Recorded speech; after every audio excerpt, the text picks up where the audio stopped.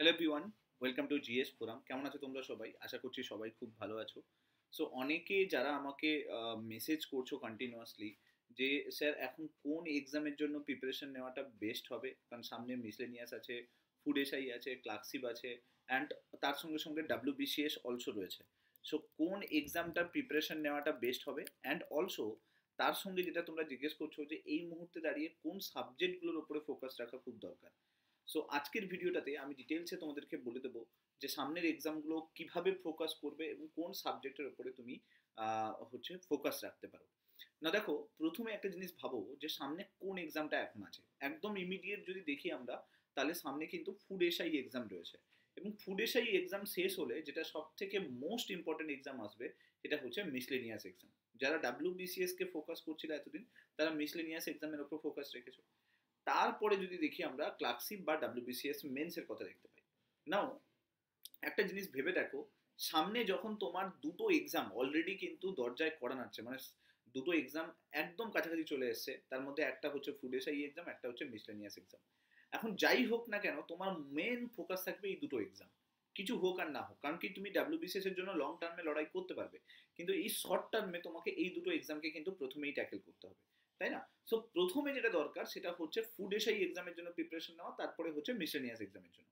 এবার কোয়েশ্চেন হচ্ছে যে সাবজেক্ট কোন কোন সাবজেক্টের উপরে তোমাকে ফোকাস রাখতে হবে। দেখো, আমি যদি তোমাদেরকে একটু দেখাই, যদি সামনে তোমরা ফুড এসআই এক্সাম এবং মিসলেনিয়াস এক্সাম যদি আমি দুটো এক্সামকে ফোকাস করে চলি, তাহলে এখান থেকে 100% শিওর থাকো যে ফুড এসআই আর মিসলেনিয়াসের মধ্যে আমরা যদি খেয়াল করি, দুটো সাবজেক্ট কিন্তু একদম কমন সাবজেক্ট পাবে। একটা হচ্ছে কি, জেনারেল স্টাডিজ, আর একটা হচ্ছে কিন্তু মনে রেখে দাও, আর একটা হচ্ছে কিন্তু ম্যাথমেটিক্স। ওকে, সো এই দুটো এক্সামের উপরে তোমাকে মেন ফোকাস রাখতে হবে। এবার অনেকে থাকবে যারা এখন এই মুহূর্তে দাঁড়িয়ে ইংলিশের ওপর ফোকাস রাখছো। ভুল কিছুই নয়, কারণ সামনে অনেক এক্সাম আসবে যেখানে ইংলিশ দরকার হবে। বাট এই মুহূর্তে প্রেজেন্ট রেসপেক্টে আমরা যদি দেখি, তাহলে এই দুটো সাবজেক্ট কিন্তু মোস্ট ইম্পর্টেন্ট জিনিস। এখন কি হয় না, এই দুটো সাবজেক্ট জেনারেল স্টাডিজ লিখে দেওয়া মানে অনেকে আবার আছে হিস্ট্রির ওপরে পড়ছে আলাদা করে, জিওগ্রাফিকে আলাদা করে পড়ছে, ইকোনমিকে আলাদা করে পড়ছে, পলিটিকে আলাদা করে পড়ছে। বাট যেটা দরকার সেটা হচ্ছে কি, জেনারেল স্টাডিজে তুমি যদি দেখো ফুড এসআই মিসলেনিয়াস এদের যদি পিওআইকিউ খুলে দেখো, আমি প্রথমে বলবো পিওআইকিউ অ্যানালাইসিস করো, previous year question paper analysis করো, তাহলে তুমি একটা আইডিয়া পেয়ে যাবে যে এই মুহূর্তে দাঁড়িয়ে কি করতে হবে। দেখো, যদি তুমি 10 ইয়ার্সের পিওআইকিউ ভালো করে ফুড এসআই এবং মিসলেনিয়াসের খেয়াল করো, তাহলে তুমি দেখবে পার্টিকুলার কিছু টপিক থেকে কিন্তু কোয়েশ্চেন জিজ্ঞেস করছে। যেরকম কি বুকস অ্যান্ড অথার্স, এটা রিলেটেড একটা ভিডিও আমি তোমাদেরকে দিয়েছি। যেরকম কি জিওগ্রাফির ওপরে কোয়েশ্চেন জিজ্ঞেস করছে, যেরকম আমরা যদি দেখি স্ট্যাটিক জিকের ওপরে জিজ্ঞেস করছে।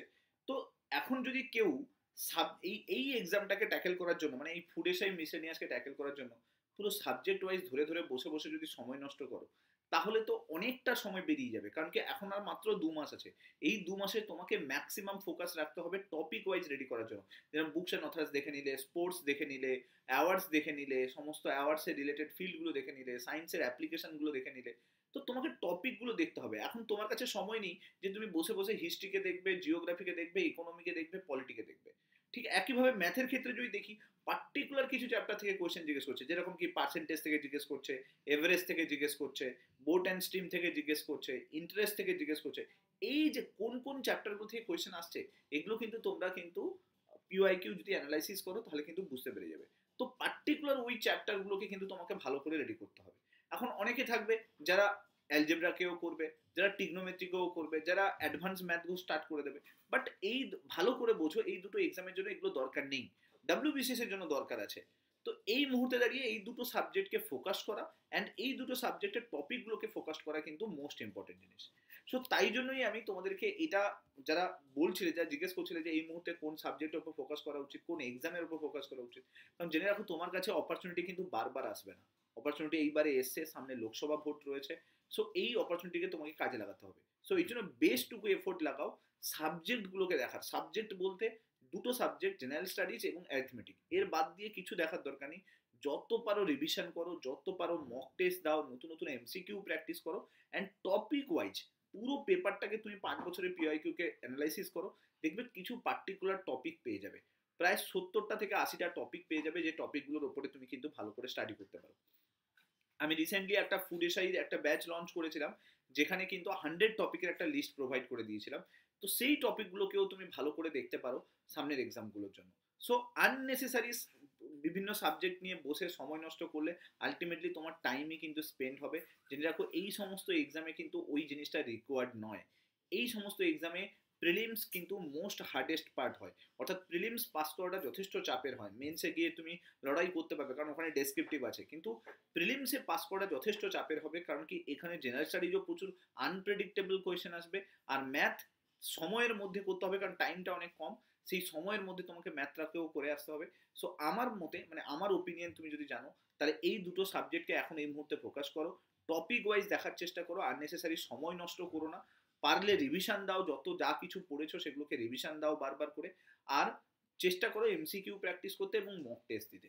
সো হোপফুলি আমি ক্লিয়ার করতে পারলাম যে সামনে কোন এক্সামকে ফোকাস করবে, কিভাবে ফোকাস করবে এবং কোন দুটো সাবজেক্টকে তোমাকে ফোকাস রাখতে হবে। ভিডিওটা ভালো লাগলে লাইক করে দিও, শেয়ার করে দিও সমস্ত বন্ধু বান্ধবদের সঙ্গে, আর এরকম ভিডিও পাওয়ার জন্য মাস্ট চ্যানেলটাকে সাবস্ক্রাইব করে রাখো। Thank you so much. Next video তোমার সঙ্গে আবার দেখা হচ্ছে। Till then, bye by.